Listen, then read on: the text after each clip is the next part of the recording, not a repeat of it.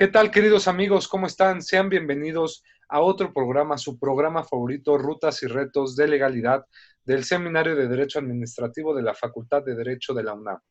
Este programa es conducido en lo general y agradecemos porque es la pieza esencial de este programa a la doctora Sonia Venegas Álvarez, directora del Seminario de Derecho de esta misma institución.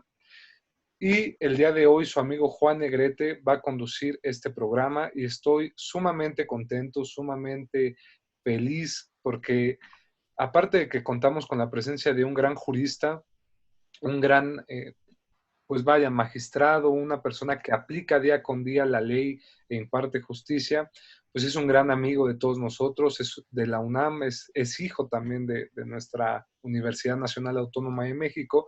Antes de presentarlo con su nombre, sí me gustaría que decirles que él es actualmente magistrado adscrito a la Sala Superior del Tribunal de Justicia Administrativa del Estado de Oaxaca. Cuenta con una experiencia de más ya de 11 años, mucho más, en la impartición de justicia administrativa, ya desde el 2007, año en que se instaló en el entonces Tribunal de lo Contencioso Administrativo del Estado de Oaxaca. Fungió como secretario general de acuerdos, posteriormente fue designado por el Congreso del Estado magistrado de dicho tribunal, estaba adscrito a la sexta sala unitaria de primera instancia, y el magistrado, como se los dije, es egresado de la licenciatura en Derecho por nuestra UNAM. Así que, querido magistrado Abraham Santiago Soriano, sea bienvenido a este espacio, su espacio, con toda nuestra comunidad. Gracias. Muchísimas gracias a ti, estimado Juan Negrete, y a tu distinguido auditorio. Muy buenos días. Espero que te encuentres bien en este contexto de la pandemia y que a pesar de que estos grados de dificultad de comunicarnos, estos medios hacen posible seguir platicando en estos temas con tanto entusiasmo y que nos tienen ligados a todos en la impartición de justicia. Buenos días a todos y a tu auditorio. Muchas gracias, magistrado.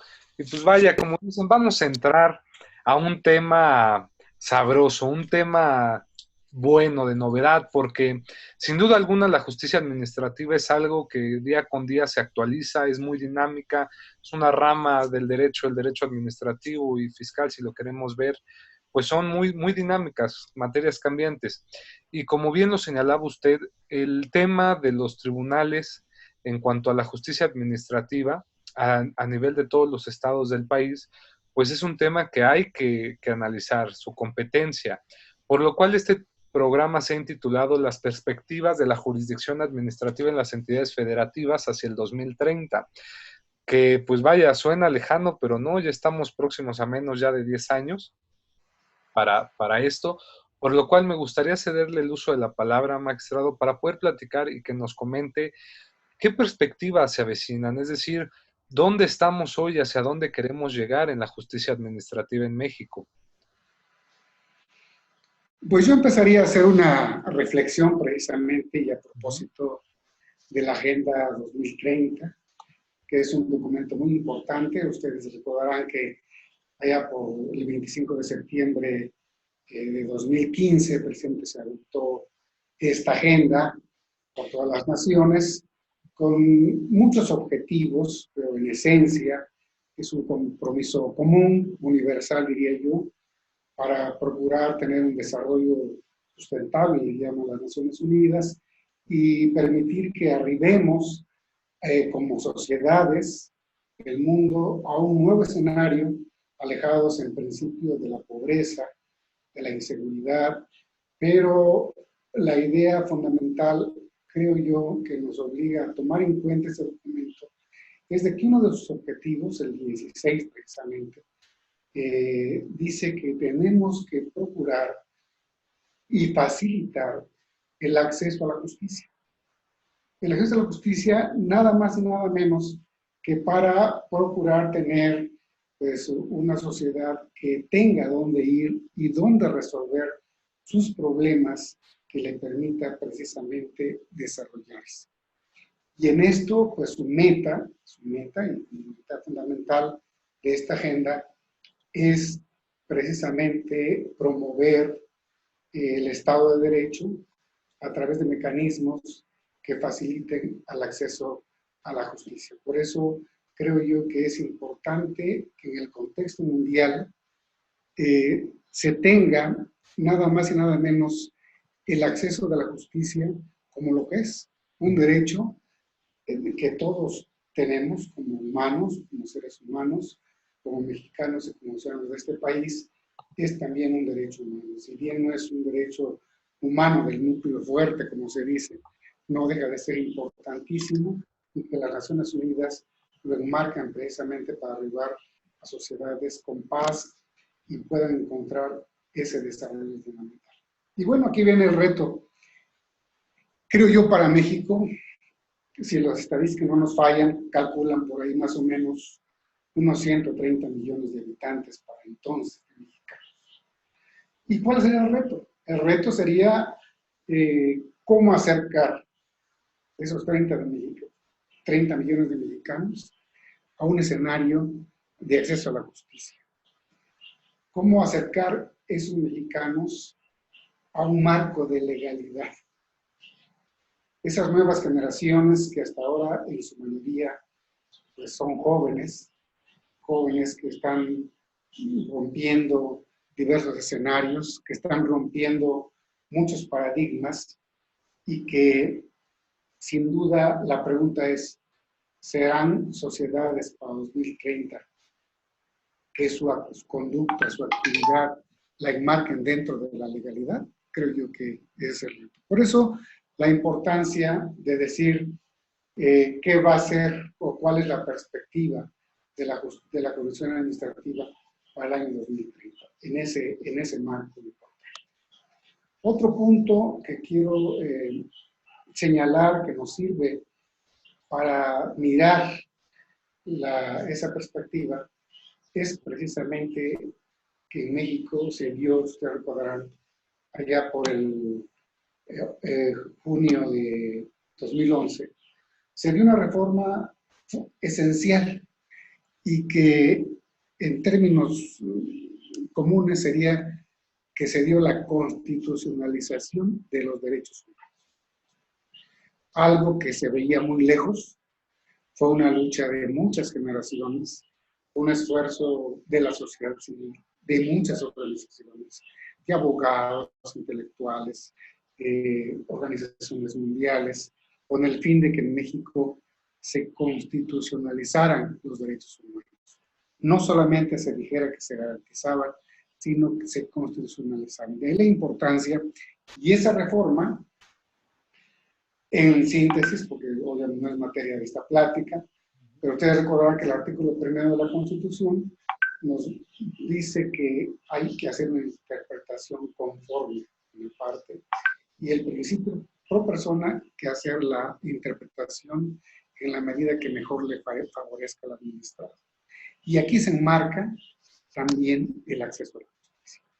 Por eso es que es importantísimo estos dos fenómenos, tanto la Agenda 2030, la reforma del 2011, y una tercera que tiene que ver con la justicia administrativa y que es la reforma del 27 de mayo de 2015 también en México, que son medidas o reformas encaminadas a combatir la corrupción. Y que ahí la justicia administrativa tiene mucho que ver porque se da la situación de que homologa o trata de homologar la competencia de los tribunales de justicia administrativa, dándole funciones muy concretas, de acuerdo a la versión del 116, y que además de resolver las controversias entre la Administración Pública Federal, estatal, municipal y particulares, ahora tiene una nueva encomienda que es imponer sanciones, ¿no?, a los servidores públicos que se ven inmiscuidos en faltas administrativas graves. Y algo más, y aquí está lo trascendente de esta reforma, que ahora también pues, podrá imponer sanciones económicas, podrá inhabilitar a particulares que se ven inmiscuidos en esos actos de faltas administrativas graves. Incluso las personas morales podrán disolverse, podrán ser intervenidas cuando se afecte la hacienda municipal y también el patrimonio de los entes públicos. Creo yo que estas reformas son importantes. Entonces tenemos la Agenda 2030, que es una situación mundial preocupante de que arribemos a un nuevo escenario y facilitemos el acceso a la justicia. La reforma de 2011 en materia de derechos humanos, que también garantiza ese acceso de la justicia y ese debido proceso. Y la reforma anticorrupción, que va encaminada ahora con nuevas funciones a los tribunales de justicia administrativa. No sé, Juan, si hasta aquí más o menos vaya yo dando a entender cuáles son esos puntos básicos para arribar a cuál es la competencia actual o cuál es la perspectiva para 2030 de la competencia de los tribunales de justicia administrativa. Pero, por ejemplo, magistrado, tengo una duda. ¿Por qué es tan trascendente plantearnos ahorita una nueva justicia administrativa, si se permite el término, para 2030? Es decir, se supone que con la Agenda 2030 de la ONU hay un objetivo que es el número 16 en el cual se establece que pues se promueva sociedades pacíficas e inclusivas a través de un acceso a la justicia para todos, ¿no? Entonces, la justicia administrativa sin duda alguna tiene que ir a todos, es decir, tiene que ser accesible a toda la sociedad mexicana. Creo que vamos trabajando en esta tesitura bien. Entonces, aquí mi pregunta en concreto sería, ¿cómo ve, si considera que la justicia administrativa sí va a lograr esta Agenda 2030 en poco menos de 10 años? Y una segunda pregunta, por las personas que nos escuchan, ¿cómo definiría usted o cómo podría explicar qué es la justicia administrativa? Porque sin duda alguna veces escuchamos, es que la justicia administrativa se ha evolucionado, la justicia administrativa está presente, pero a veces no sabemos qué es la justicia administrativa. Digo, sé que son dos preguntas muy complejas, pero me gustaría ver si nos las pudiera aclarar, darnos luz, magistrado, por favor. Bueno, obviamente el término justicia administrativa es muy amplio, ¿no? Algunos estudiosos, Examudio y otros estudios nos han dicho que la justicia administrativa son una serie de ordenamientos e instituciones, ¿no? que tiene el administrado y que puede utilizar como defensa, ¿no? Ante los actos de la administración pública, ¿no? Y que la república es, lo hemos dicho, en caso de las entidades federativas, es estatal, municipal, paramunicipal. Obviamente, esa es la justicia administrativa. No perdamos, y para el objetivo de esta plática, que es la perspectiva de la justicia administrativa para el 2030, sí, de partir de su origen, ¿no? Ustedes saben que la justicia administrativa, el derecho contencioso, pues tiene su origen, es de origen francés, allá por el siglo XIX. Ustedes recordarán que se creó un Consejo de Estado para hacer todo un procedimiento jurisdiccional y analizar precisamente en un proceso jurisdiccional, las decisiones, en este caso, que provenían del rey o del Poder Ejecutivo, por llamarlo en nuestros tiempos actuales de esa manera. En México, pues ustedes recordarán allá por Teodosio Lárez, en Oaxaca, por cierto, muy distinguido, paisano nuestro, sacó la ley Lares, encaminada a arreglar muchas situaciones. Es el primer precedente en materia administrativa en México. Obviamente hay una gran discusión porque la Suprema Corte en ese tiempo dijo que eso era inconstitucional, porque el Poder Ejecutivo no podía hacerse justicia por propia mano, pero hay que... Así empieza. Pero ¿cuál es el fondo? ¿Cuál es el fondo? ¿Qué hace la justicia administrativa? Pues nada más y nada menos que hoy la desempeñan los tribunales de justicia administrativa, que son una especie de baluarte, si me permite llamarlo así, baluarte de defensa de los particulares ante los actos de la autoridad administrativa, de la administración pública, porque es enorme, ¿no? Es enorme y nos perderíamos en muchas cosas, pero en principio creo yo que esa es pues por eso la importancia de la justicia administrativa. Tú decías, bueno, la Agenda 30, el acceso a la justicia, ¿cómo vamos a arribar a ella?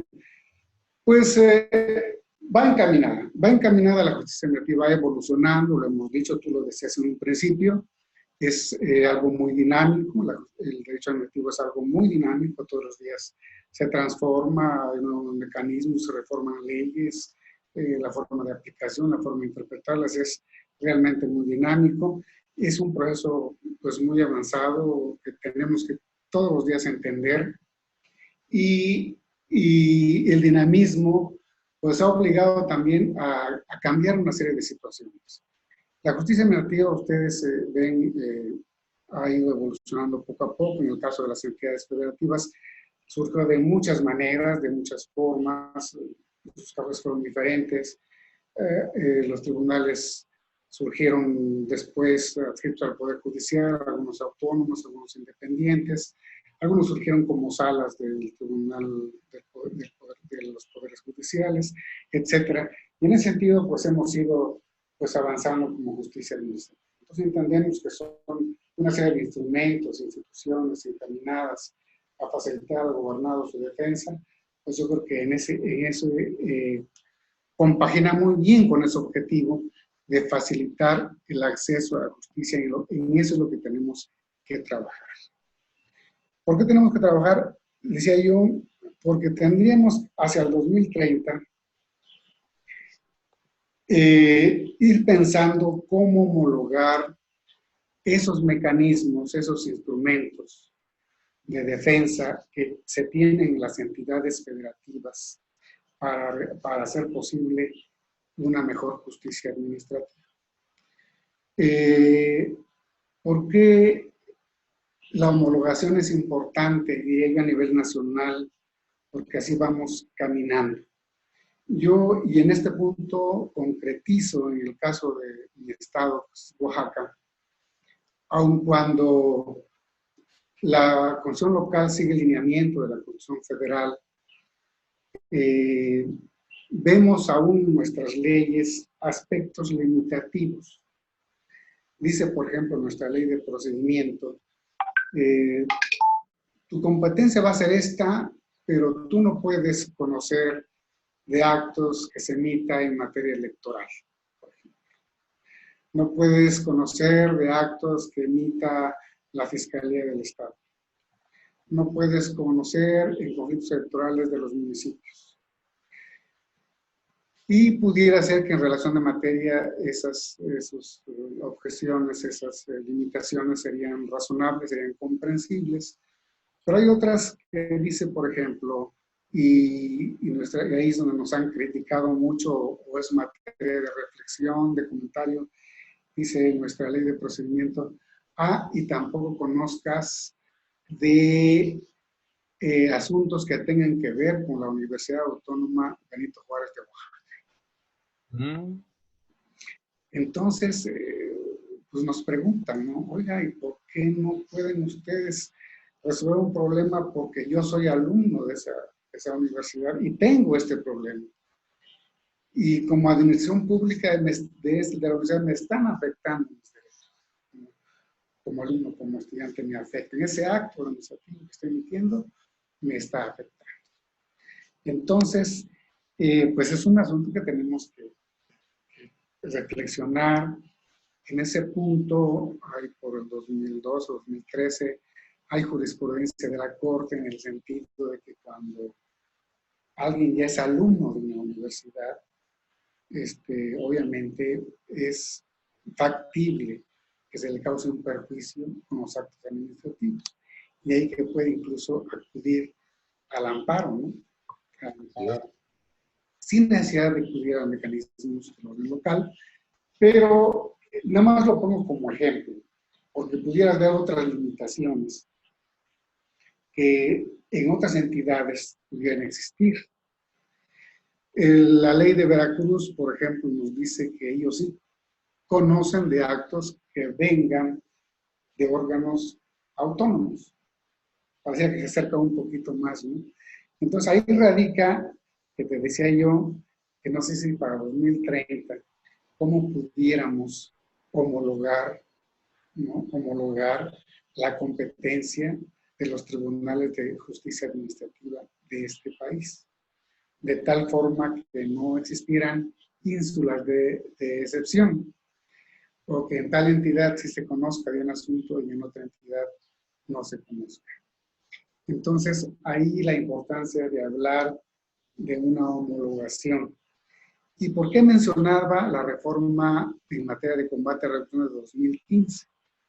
Porque ahí sí se homologa la competencia de los tribunales de justicia administrativa en materia de combate a la corrupción. O sea, podría ser este un antecedente, vaya, para poderlo... Es un antecedente y es curioso porque, para arribar a otro punto que quiero comentar, dice, ustedes pueden ya ver el engranaje del Sistema Nacional Anticorrupción.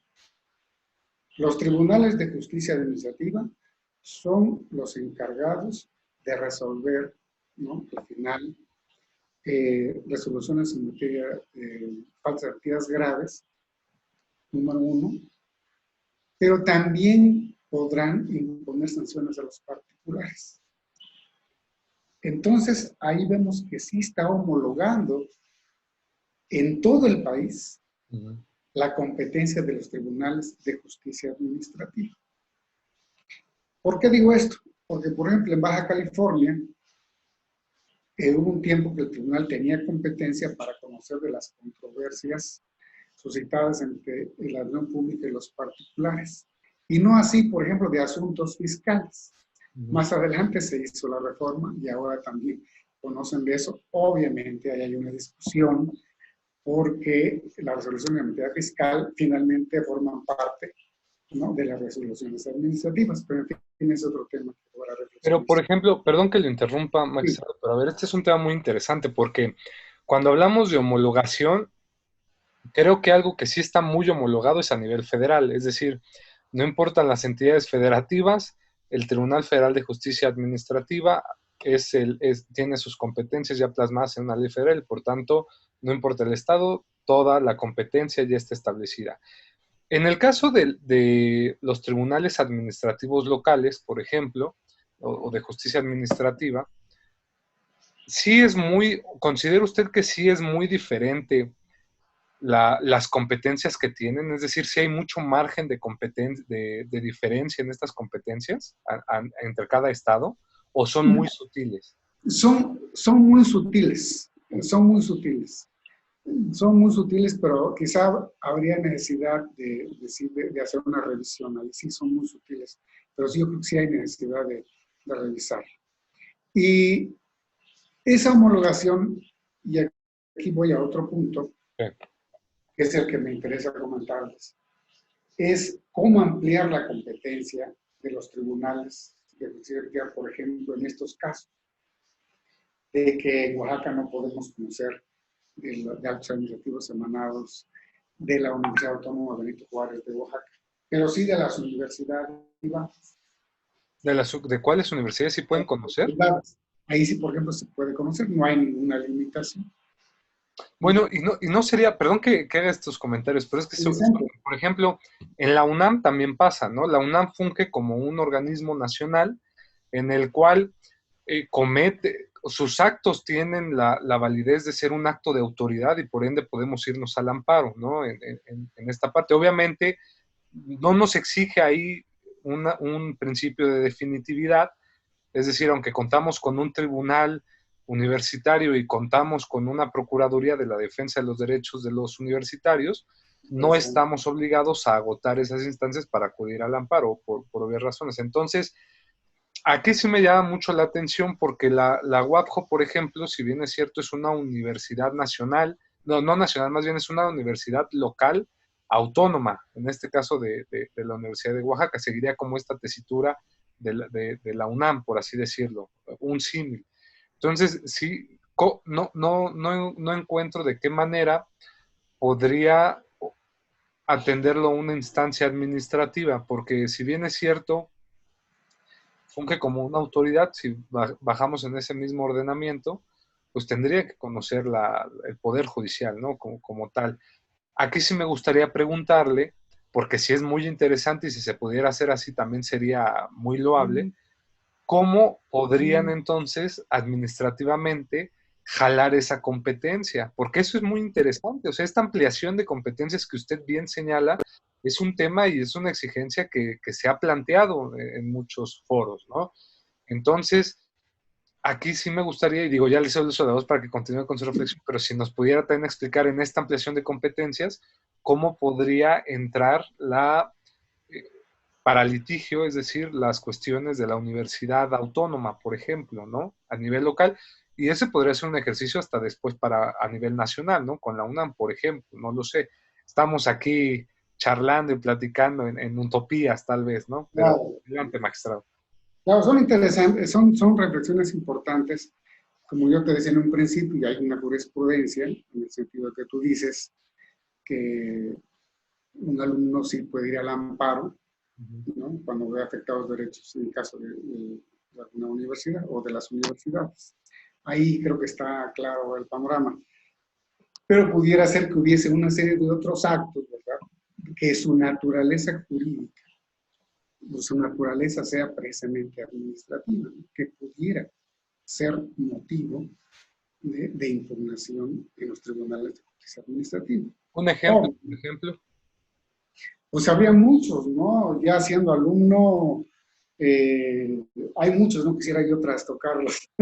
No, pero bueno, yo sí, a mí sí me gustaría poner un ejemplo. O sea, podríamos decir que, no sé si universidades que tuvieran que hacer reinscripciones para semestres, por ejemplo, si no me conceden la reinscripción por algún problema, netamente la naturaleza sería administrativa. Estamos hablando que esto podría llevarse a cabo ante instancias administrativas, ¿no? Por- Sí.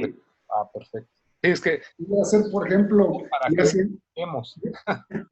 ya siendo alumno, ¿verdad? Ya siendo alumno, es probable que alguna calificación haya pedido que la suban a su boleta, ¿no? Ujú, ujú. No la hacen porque tomaron la universidad, porque Perfecto. no pudo llegar. Hay una serie de cuestiones que pudieran, ¿no? Pero repito, no está aquí en el banquillo de los acusados de las universidades públicas. Ah, Yo, no, para nada, para yo nada. simplemente ponía el ejemplo que como limitación en nuestra ley en Oaxaca la tenemos.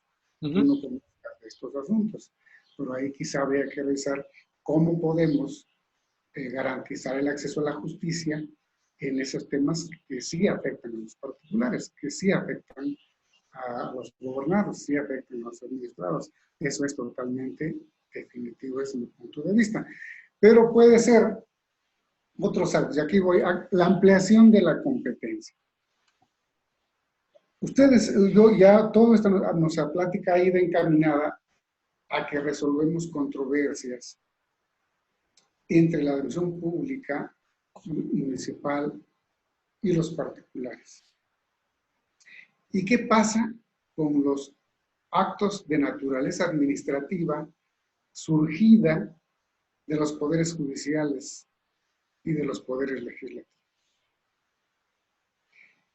Ciertamente el origen de nuestro tribunal, de nuestros tribunales, pues lo es lo contencioso administrativo que combate pues, las acciones, las resoluciones de la administración pública, ¿no? Estatal, municipal o paramunicipal.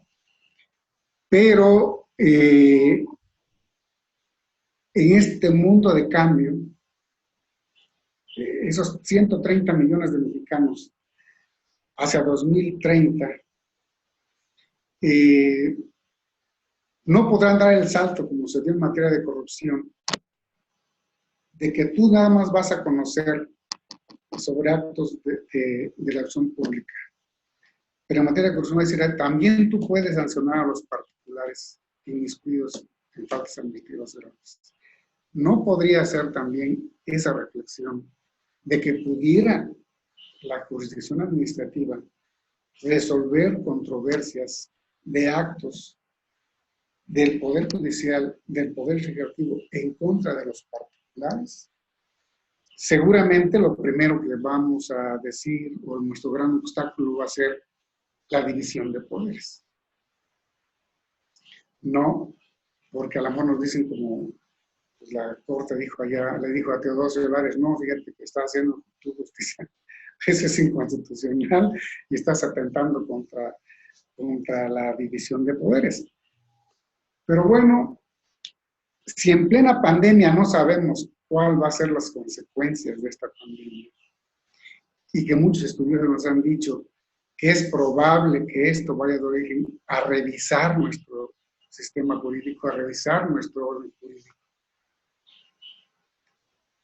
Hoy por hoy no se han desaparecido los poderes del Estado, ¿no? Siguen siendo 3, pero a lo mejor habría necesidad de revisar pues, la legalidad de los actos de naturaleza administrativa que emite el Poder Judicial y que emite el Poder Legislativo.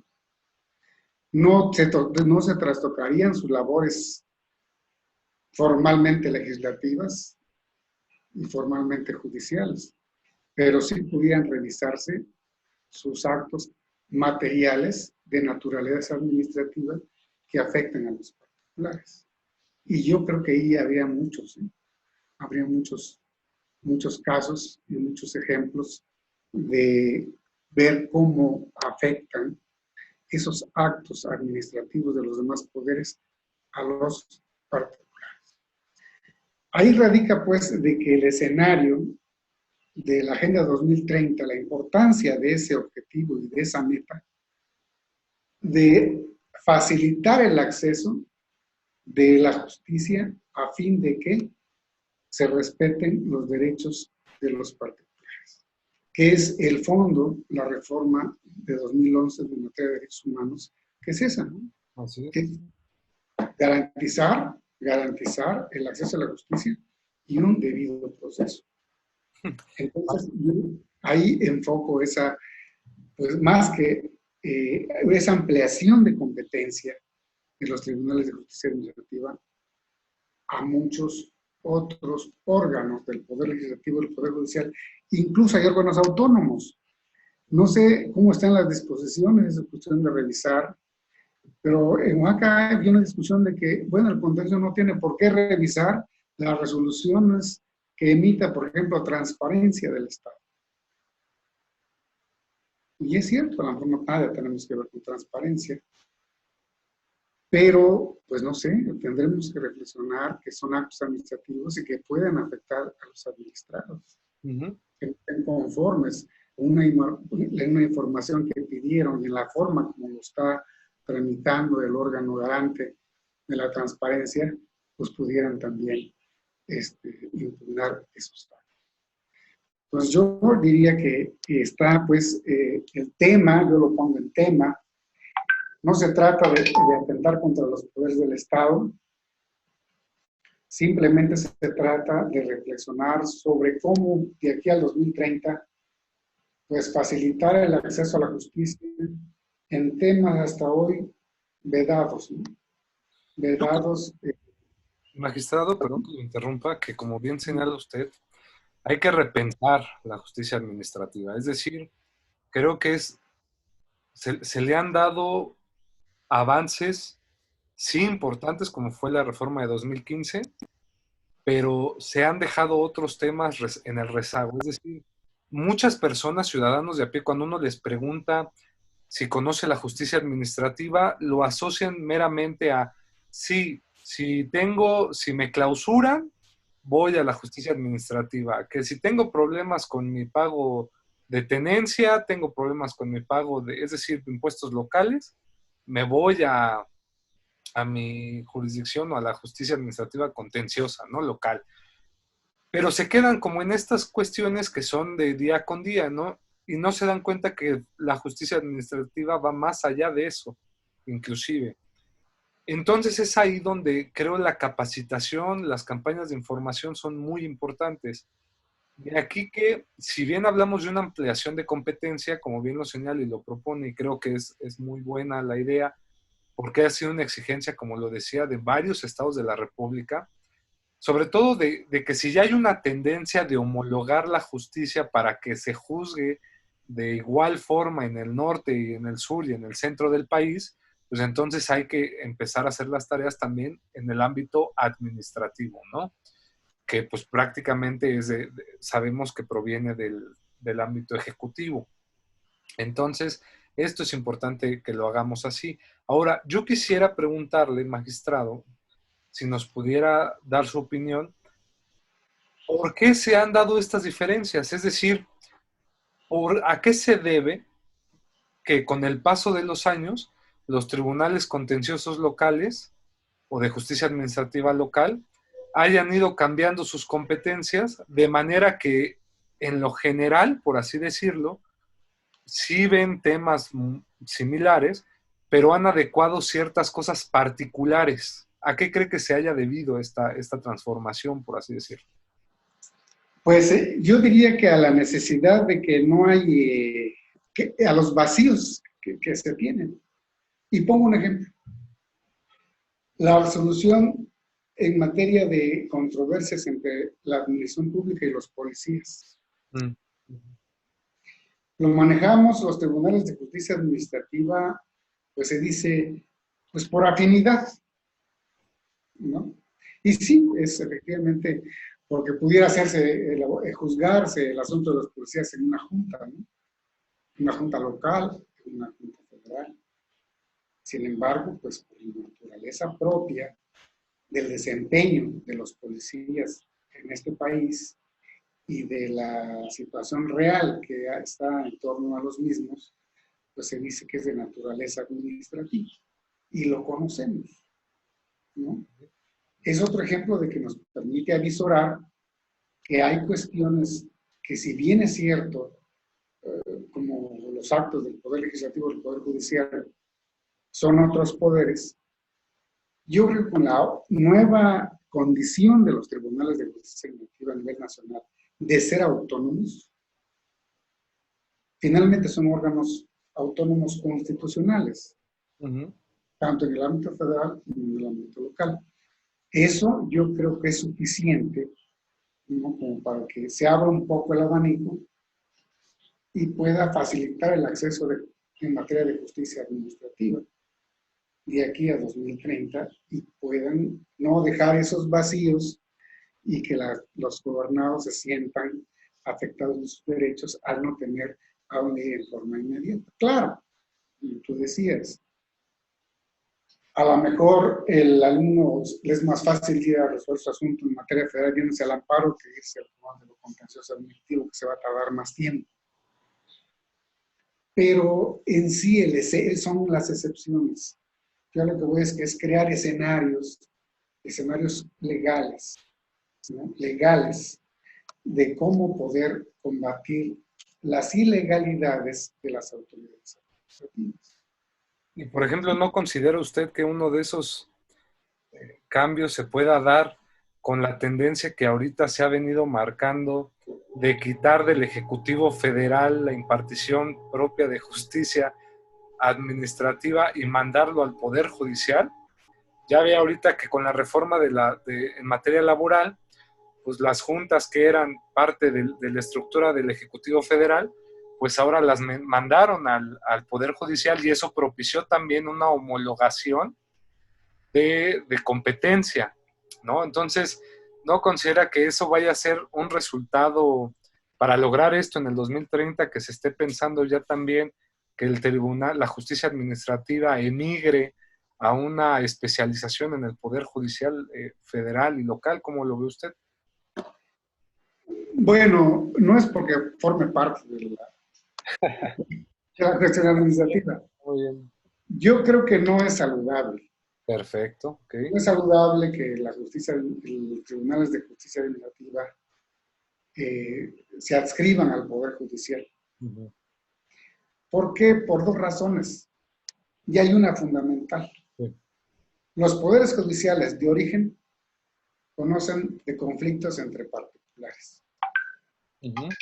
Finalmente. Eso sí es verdad. Más, llámese materia civil, llámese materia... No, y precisamente, como le decía, la cuestión administrativa, la justicia administrativa surge cuando empiezan a valorarse los actos de las autoridades, ¿no? ¿Sí? Con los particulares. Entonces, aquí en la justicia administrativa estamos, pues nada más y nada menos que ante un acto de una autoridad en contra de un particular. Entonces, yo creo que no, es el primer factor que yo le vería como gran obstáculo para formar parte del Poder Judicial. De donde hemos venido. Muchos tribunales de justicia administrativa han salido de los poderes judiciales. Oaxaca se dio un caso muy interesante, nació como órgano autónomo. Y hace 10 años se adscribió al Poder Judicial. No fue una decisión acertada, definitivamente. La autonomía tiene mucho que ver. Eso sí es cierto La también. autonomía tiene mucho que ver. Por eso, la autonomía que le da ahora a los tribunales del 116 fracción quinta con motivo de la reforma en materia de combate a la corrupción es fundamental para que ahora sean todos autónomos. Tribunales de justicia autónomos. Y es donde me atrevo pues, a plantear no solamente una homologación, que quizá se fue muy tenue, pero sí ir pensando en la ampliación de la competencia hacia actos que provienen particularmente del Poder Judicial y del Poder Legislativo. Eso es lo que yo planteo en concreto. Ok, son propuestas muy interesantes. Ahora, magistrado, digo, para las personas que nos ven también, para que tengan un ejemplo, platíquenos un poco de Oaxaca, es decir, ¿qué conoce? ¿Qué puede conocer? ¿Cuál es la competencia del Tribunal de Justicia Administrativa en Oaxaca, por ejemplo? ¿No?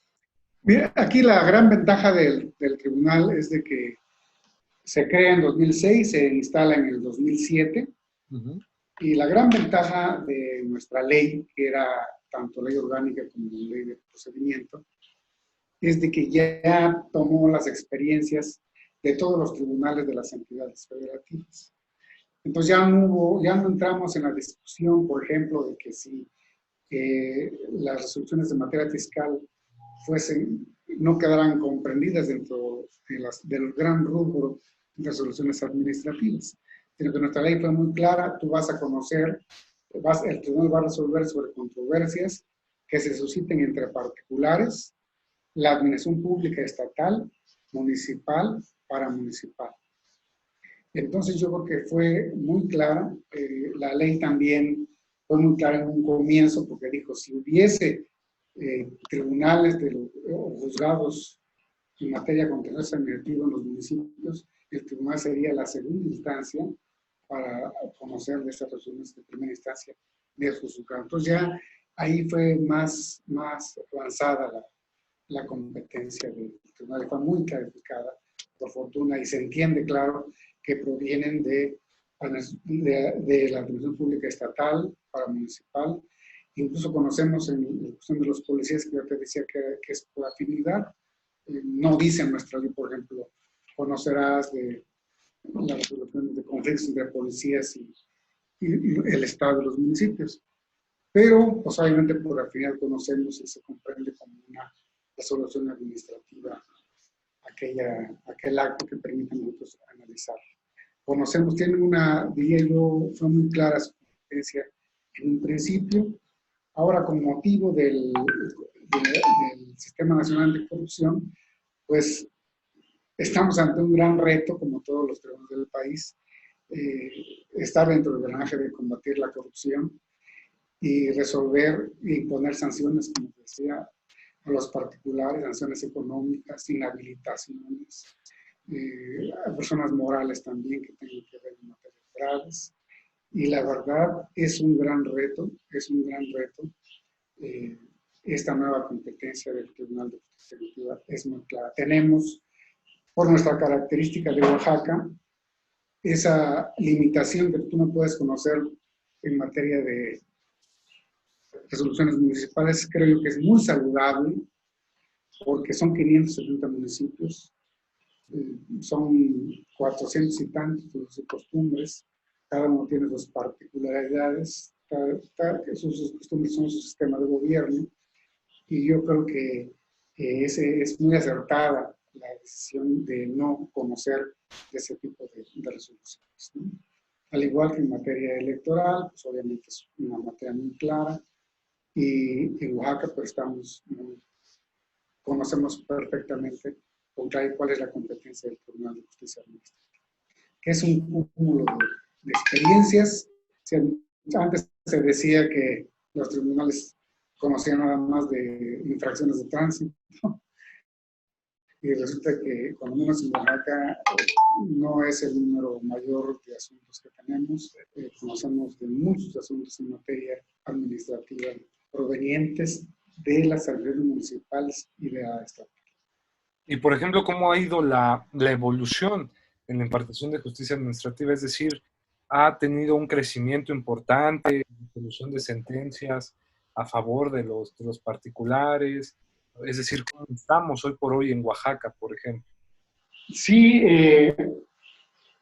es curioso, pero les decía que surgió autónomo el tribunal, después pasa por una parte del Poder Judicial, un paso desafortunado, recobra la autonomía con motivo de la reforma sanitaria de combate a la corrupción, y eso es importante. Y las sentencias, pues sí, en mayor medida, no tengo el porcentaje, pues a la estadística, ¿Sí? pero en mayor medida han sido favorables al administrado. Qué bueno. Y hemos visto la utilidad del control de la legalidad de las autoridades administrativas frente a los particulares. Vemos que sí es garantía de la defensa de los particulares frente a la administración pública. Eso sí es muy, muy necesario. Algo que la verdad a mí me sorprendía, porque promovían hace 2 años, por decir un ejemplo, hace 3 años, multas de 250 pesos en materia de tránsito. Y ya le decíamos, oye, ¿no le sale más barato pagar su multa si lo paga usted la siguiente semana? Paga el 50%, son 125 pesos. Y me llama mucho la atención.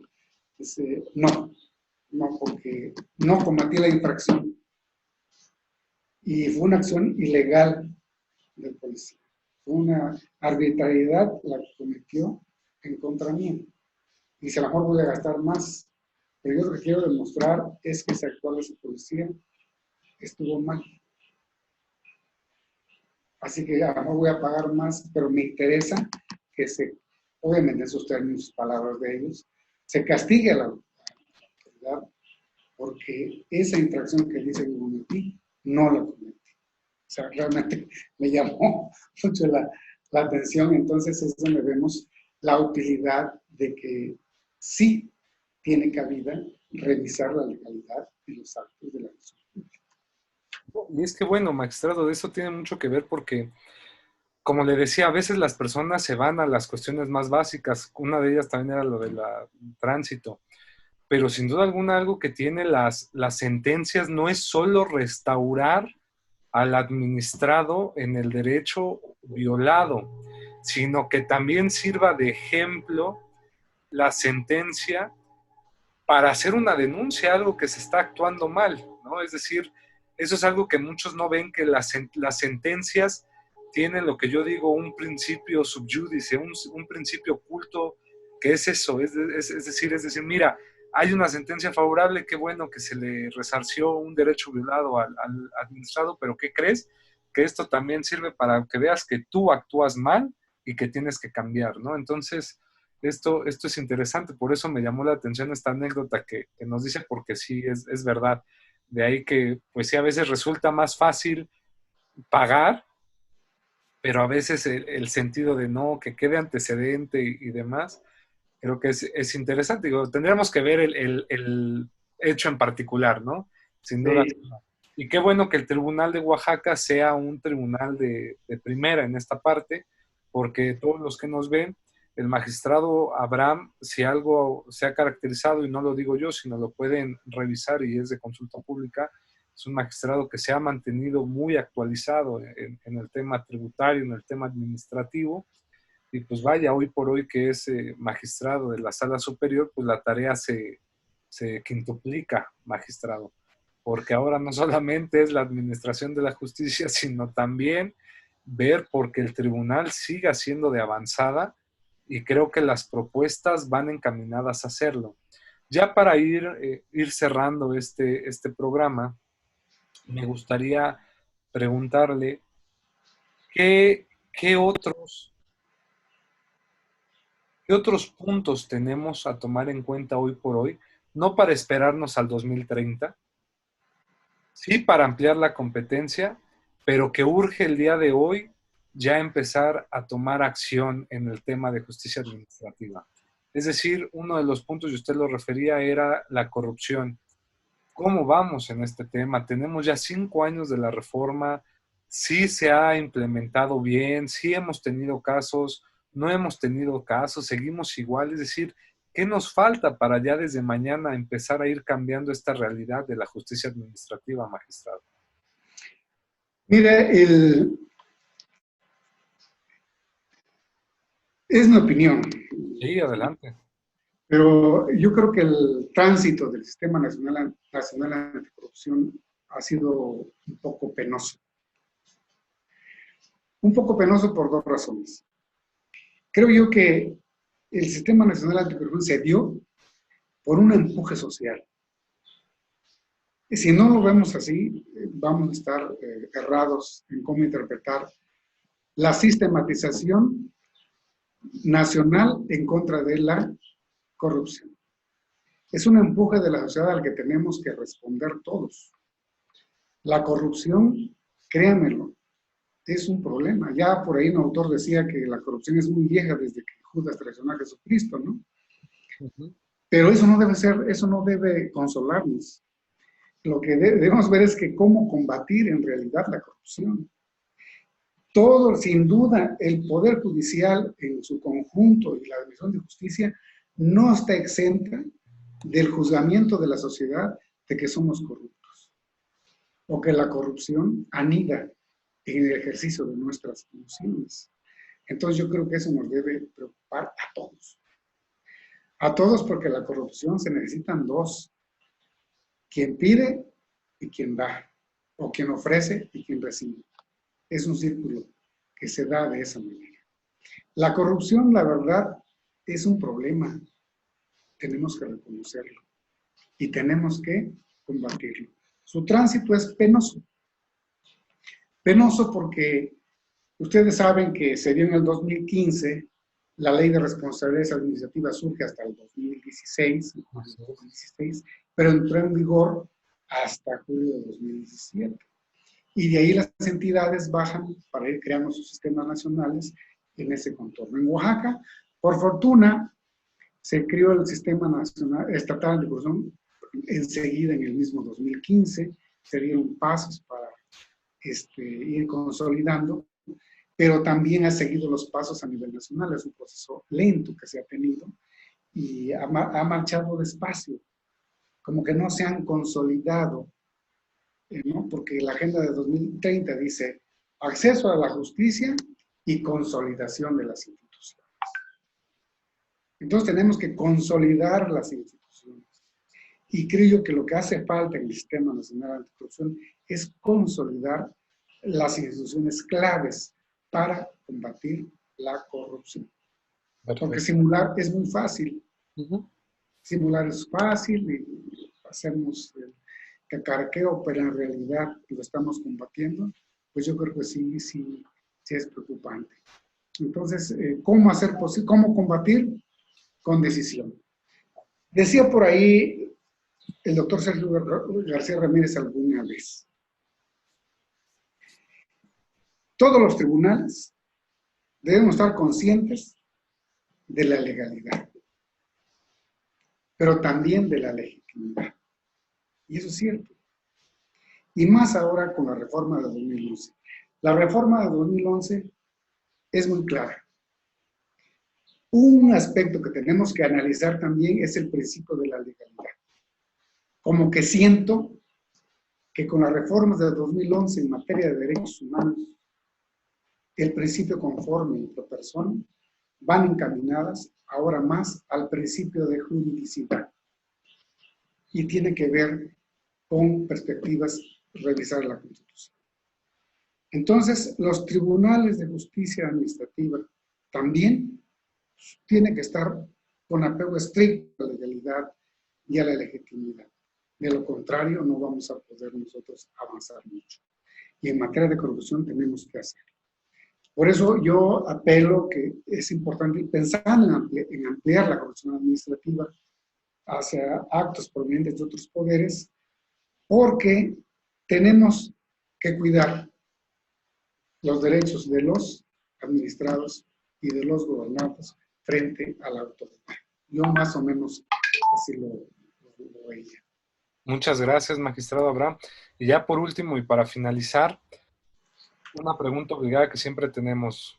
Todos los jóvenes que hoy por hoy lo están escuchando, magistrado, ¿qué les recomendaría, qué les aconsejaría para el ejercicio de su vida profesional, para estos futuros abogados o abogados primerizos que están saliendo de las carreras? ¿Qué les aconsejaría? Pues miren, a pesar de que somos muchísimos, para 2030 seremos 130 millones para 2030 más o menos. Pues yo diría que no le tengamos miedo a la legalidad. No le tengamos miedo a defender la Constitución. Los jóvenes abogados, la verdad, traen un gran dinamismo, una gran avidez de conocer más el derecho. Y yo solamente les aconsejaría no desanimarse, a seguir en ese camino, a interpretar bien la ley, a enseñar a interpretar como impartidores de justicia o como litigantes o como seres públicos, no hacer interpretaciones caprichosas de la ley, sino hacer realmente una interpretación legal y conforme a la Constitución y conforme a los parámetros internacionales. Hay mucho que hacer. Para 2030, esos 30 millones, su conducta será legal, necesitarán menos abogados, las autoridades ya no serán corruptas, las autoridades administrativas ya harán una interpretación adecuada de la ley. Para 2030, los jueces y magistrados seremos más acuciosos en nuestra labor, cumpliremos más cada día. Yo creo que no. Por eso va a ser muy importante el papel de los abogados, de que sigan trabajando en esta hermosísima carrera, que aprovecho para felicitarlos ya bien el día 12 y para que avancen en ese proceso. El abogado va a ser siempre necesario. Créanme que el objetivo de promover un Estado de Derecho y el acceso a la justicia se dice fácil, pero en realidad es muy difícil. Todavía necesitamos el abogado que debe ser el guía, el orientador, para accesar precisamente a esa justicia. Mi estimado Juan Miguel. Muchas gracias, magistrado. Pues con esta reflexión nos quedamos. Agradecemos mucho al doctor Raúl Juan Contreras Bustamante, director de la Facultad de Derecho de la UNAM, al maestro Ricardo Rojas Arévalo, director de Educación a Distancia, y a la doctora Sonia Venegas Álvarez, directora del Seminario de Derecho Administrativo. Pero sobre todo agradecemos mucho a usted, nuestro querido invitado del día de hoy, magistrado Abraham Santiago Soriano. Gracias por su disponibilidad, por su tiempo y por compartir sus conocimientos y propuestas en este espacio en donde esperamos sea la primera y no la última. Y este programa es suyo y gracias por acompañarnos el día de hoy. Muchas gracias a ti por tu atención, por tu consideración y esperemos que esa reflexión es una duda que hay que reflexionarla, pero yo creo que es tiempo de que irla viendo lo más rápido que sea posible. Muchas gracias a todos, a la doctora, muchas gracias al director de la Facultad de Derecho, al director de esta instancia, muchísimas gracias a ti por tu gentileza, por tu generosidad y comprensión, desde luego. Muchas gracias y un saludo hasta la bonita ciudad de Oaxaca. Gracias. Los amigos vayan, visiten cuando esto pase o con todos los cuidados Y por favor suscríbanse a este canal que es suyo para que día con día reciban los videos e información para que sigan creciendo su conocimiento jurídico, así como también compartan este material ya que puede serle de gran ayuda a muchas personas, a un familiar, un amigo y estamos a sus órdenes. Muchas gracias y hasta la próxima. Hasta luego, magistrado, y bonita tarde. Hasta luego, muchas gracias.